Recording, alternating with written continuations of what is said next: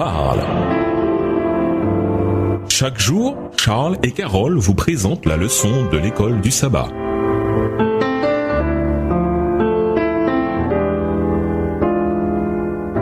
Bienvenue dans votre émission. Dieu nous parle. Nous voilà au dimanche 24 juillet, la déclaration de mission de Jésus. Jésus, le jeune rabbin de Nazareth, avait gagné une grande popularité dans la région de Galilée. Luc 4, le verset 15. Quand il parlait, les foules étaient ébahies de son enseignement car il les instruisait comme quelqu'un qui a de l'autorité et non pas comme leurs scribes. Matthieu 7, les versets 28 et 29. Un sabbat, alors qu'on lui tendait le rouleau d'Ésaïe, Jésus lut les 2 premiers versets d'Ésaïe 61 en s'arrêtant en plein milieu d'une phrase juste avant l'expression « Et pour notre Dieu un jour de vengeance ». Ésaïe 61, le verset 2. Lisons Luc 4, les versets 16 à 19. Où avons-nous déjà entendu ces paroles ?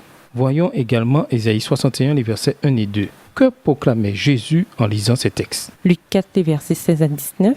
Il se rendit à Nazareth où il avait été élevé et selon sa coutume, il entra dans la synagogue le jour du sabbat. Il se leva pour faire la lecture et on lui remit le livre du prophète Ésaïe. L'ayant déroulé, il trouva l'endroit où il était écrit « L'Esprit du Seigneur est sur moi ». Parce qu'il m'a oint pour annoncer une bonne nouvelle aux pauvres, il m'a envoyé pour guérir ceux qui ont le cœur brisé, pour proclamer aux captifs la délivrance et aux aveugles le recouvrement de la vue, pour renvoyer libres les opprimés, pour publier une année de grâce du Seigneur.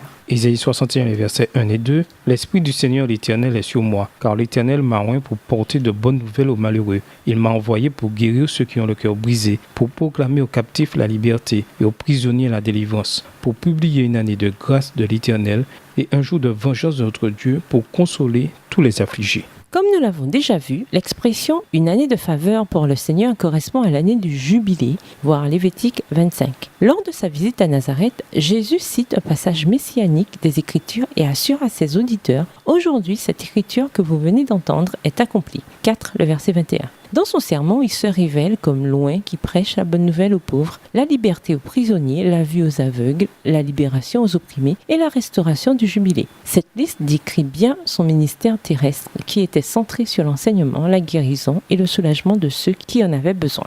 Pourquoi Jésus s'est-il arrêté avant d'avoir terminé de lire la phrase d'Ésaïe 61, verset 2 ?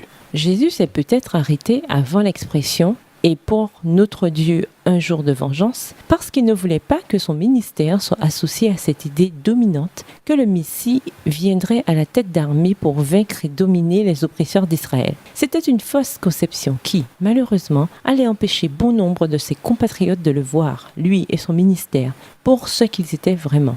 Il s'est focalisé sur ce qu'il ferait pour ceux qui avaient besoin de ce qu'il avait à offrir tout de suite, là, sans tenir compte de la situation politique de l'époque. Que nous indique le fait que Jésus annonce son ministère de cette façon ? Autrement dit, que doit-on retirer du fait qu'il mette l'accent sur l'œuvre concrète qu'il restait à accomplir ? Et nous vous laissons avec la question du jour. Quel autre ingrédient pouvez-vous ajouter pour une évangélisation efficace de la communauté ? Au revoir. Et à demain si Dieu veut. Dieu nous parle.